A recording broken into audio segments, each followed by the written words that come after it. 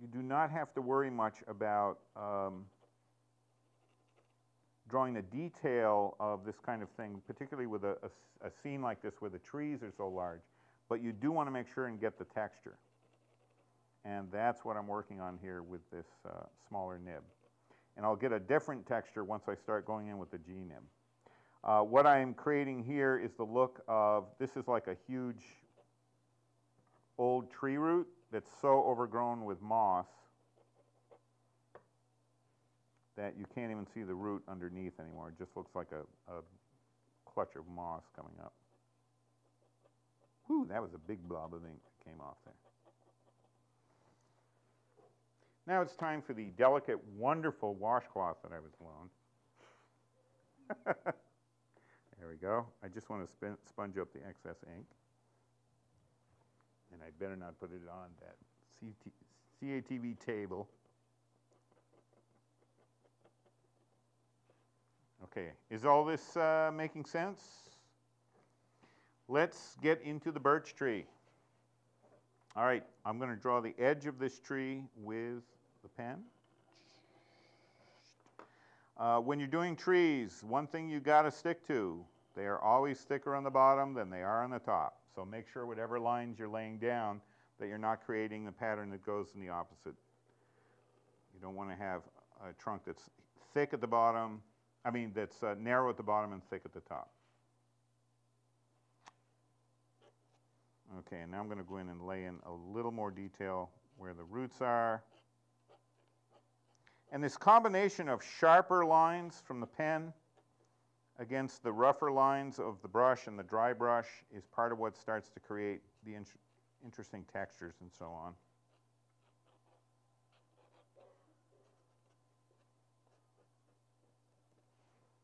Any kids that are watching at this point are like, when is he going to put the dinosaur in this thing?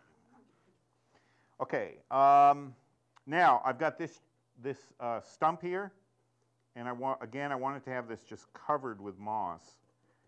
I'll share a little tale with you as I do this. I used to hike, I grew up in northern Vermont, Duxbury, Waterbury area. I used to hike Camel's Hump a lot. I was a Boy Scout up there, and we used to go up Camel's Hump a couple of times a year. There was one hike I have really fond memories of where after the sun had gone down, my friend Mitch Casey and I went walking around a little bit up there, and we saw what looked like a large, glowing, ghost-like object in the woods. Did we run away? No, we went toward it. And it turned out that it was an entire tree stump covered with either phosphorescent or iridescent moss. It was glowing a soft green from all the sunlight that it had been exposed to during the day, and it was releasing that, and it was just beautiful, and I never forgot that. My friend Gerhardt, who lives up in Canada, a little north of Kitchener, Gerhardt used to do the backgrounds on the comic book series Cerebus. Gerhardt and his wife Rose took a trip out to Vancouver, and Gerhardt showed me some of the photos that they came back with, and there are parts of the northwestern forests up around Vancouver that are just entirely covered with moss. It just is like a green carpet on everything. So that's the feeling I want to get just with this tree stump, that this tree stump is so old and decayed that moss has completely taken over the form itself, and it's just this downy, soft object. And part of the reason I put it on this side of the drawing is so that it would contrast with the harsher lines that I'm going to be putting on the birch, and it's just going to hopefully create a more interesting picture.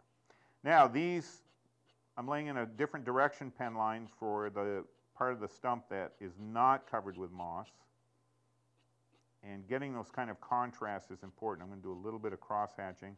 Cross-hatching, for those of you who are watching who don't know these highly technical terms that artists use, is having lines that go in two different directions. This is cross-hatching here, so that you're creating a new gray pattern that is different than when the lines go in a single direction.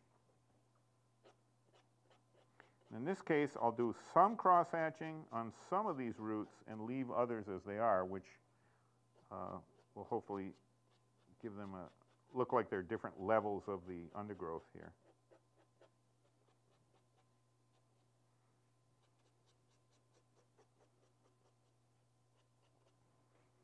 Okay, let's do a little bit of, I'm going to use a little bit of the pen up here with the conifer. And again, I would, at home, I would do this with my brushes, my beat brushes, but,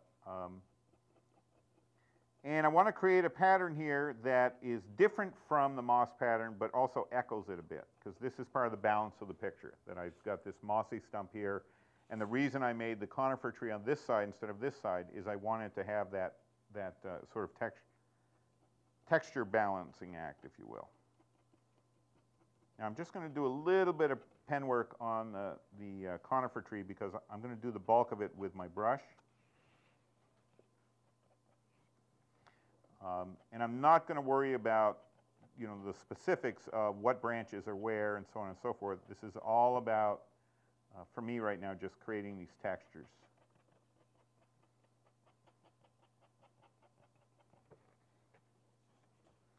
And working with this finer crow quill point, what I'm getting right now are these really short, sort of short staccato pen strokes.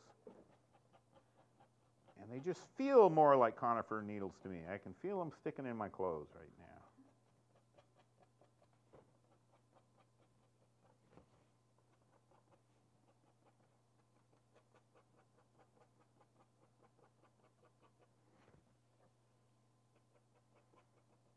I just put a fingerprint here. It's going to become something. Never waste a smear when you can make. Now, a lot of cartoonists and some painters are never seem to be sure what to do with branches. And if you really look at branches, as long as you have a central branch that they're growing out of, and you adhere to the principle of the spread, like veins, are coming from a single direction, they will look like branches. There's also the principle similar to drawing the tree, that the thickest part of the branch is going to be the closest to the trunk. The narrowest part, just like the capillaries in our circulatory system, are going to be toward the ends. And I tend to do this part with the branches just with pen rather than with brush. One of the things I've mentioned before in class, but I don't think I've ever mentioned in this demo setting, is there's a lot of chaos in the woods. I never believe in drawings or paintings I see that have like pristine and strangely sterile and symmetrical forms when they're doing forest or something that's supposed to be the woods. There's just a lot of chaos in the woods. There's branches that broke off on the top of the tree and got caught on the way down. There's tons of broken vegetative debris and so on the forest floor. So one of my rules of thumbs is to make sure that at some point in the drawing I just add random lines that aren't really meant to be anything other than to sort of convey that clutter of the woods. And as long as the patterns are consistent with natural forms, the eye will interpret them as being part of that clutter. So that was what that moment of spazzing was all about just a moment ago.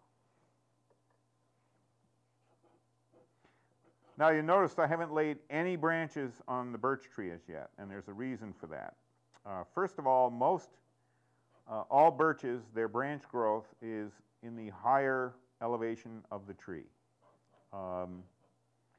Young birches, you may be able to climb enough to get up there and bend them over. Not good for the tree, but great for Robert Frost poetry.